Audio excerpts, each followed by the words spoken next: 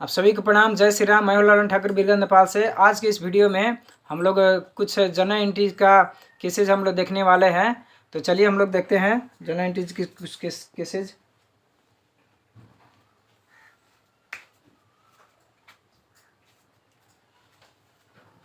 Case number 19 में है goods costing RS 10,000 sold for RS 10,000, यानी कि 10,000 को जो सामान था उसको 10,000 में ही बिक्री किया जा रहा है। यानी कि सामान 10,000 का हम लोग बेचे और 10,000 रुपया सामान 10,000 रुपया आ रहा, 10,000 का सामान आ रहा है और 10,000 बराबर का सामान जा रहा है। इसका अर्थ हुआ कि कैश आया 10,000 और सामान भी गया 10,000 के। तो यहाँ कैश अकाउंट DR 10,000 और टू सेल्स अकाउंट 10,000। बिंग में क्या लिखना है नरेशन में, Bing good costing 10,000 was sold for 10,000।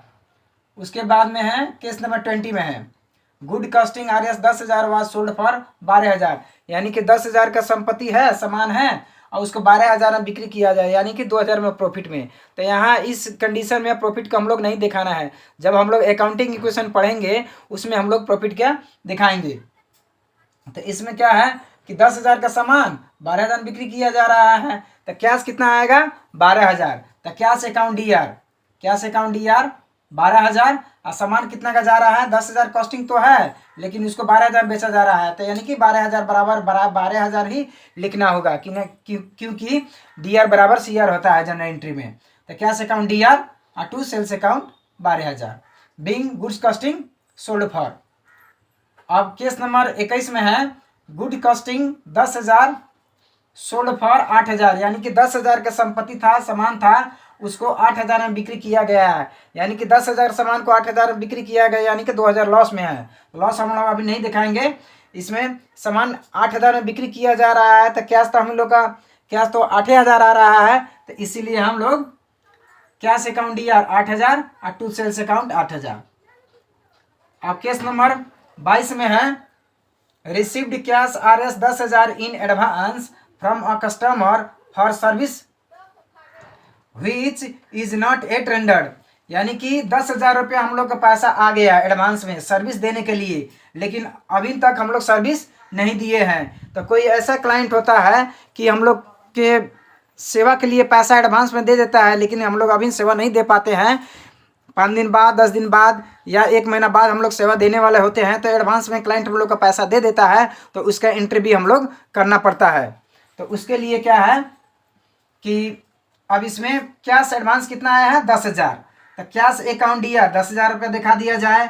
और टू अनअर्न्ड सर्विस इनकम, यानी कि हम लोग का पैसा प्राप्त इनकम हो चुका है, लेकिन वो हम लोग का पास अभी इनकम हुआ नहीं है, इसीलिए हम लोग एडवांस में लिख देते हैं cash account DR to unearned income service 10,000। अब केस नंबर 23 में है, देखिए provides RS 6,000 in services to a customer which asks to be billed for the service. इसका अर्थ होता है कि हम लोग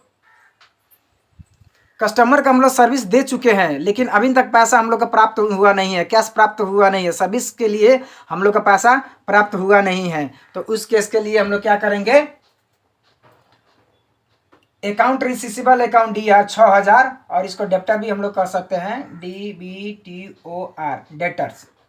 account receivable account DR 6,000 to service income और रेवेन्यू अकाउंट CR, यानी कि 6,000 रुपया।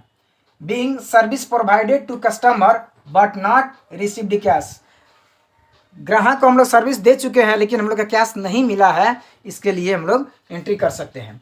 अब केस नंबर 24 में दिया गया है received RS 4,000 cash from a customer for a service render, यानी कि जो हम लोग के यहाँ केस नंबर में दिया है, केस नंबर में हाँ केस नंबर 22 में है received cash 10,000 in advance from a customer for the service which is not at rendered, यानी कि जो 10,000 रुपये हम लोग एडवांस लिए थे, अब उसके लिए अभी हम लोग 4,000 बराबर का सेवा दे दिए। तो 4,000 बराबर का सेवा दे दिए तो उसको हम लोग को एंट्री करना पड़ता है।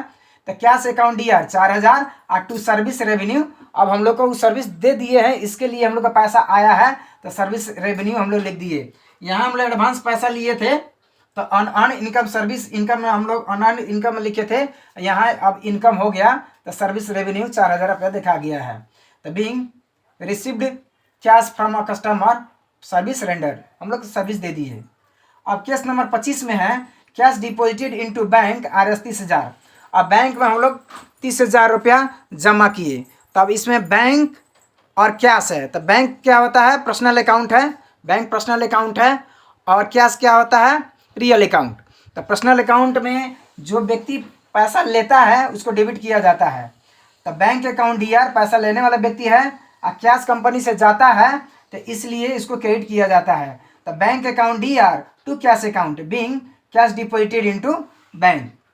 ये जितना भी आपको एंट्री बताया जा रहा है ये बुक का,